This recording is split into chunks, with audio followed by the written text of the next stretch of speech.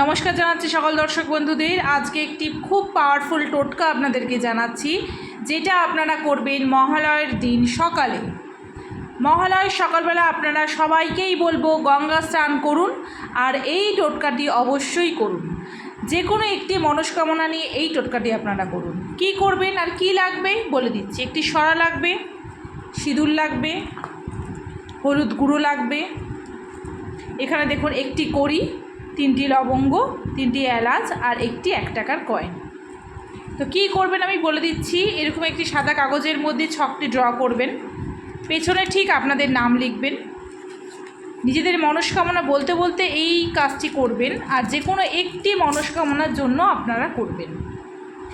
এর মধ্যে হলুদ দিয়ে দেবেন,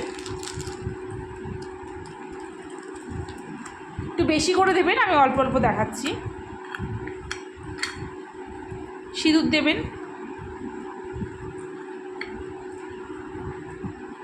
কড়িটা ঠিক মিডিলে বসিয়ে দেবেন,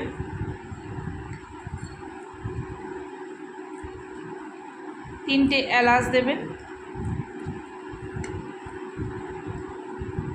3টে লবঙ্গ দেবেন, আর এই 1 টাকার কয়েন ঠিক এই কাগজের নিচে আগে দেবেন না, কিন্তু এইটা হয়ে যাওয়ার পর লাস্টে দেবেন।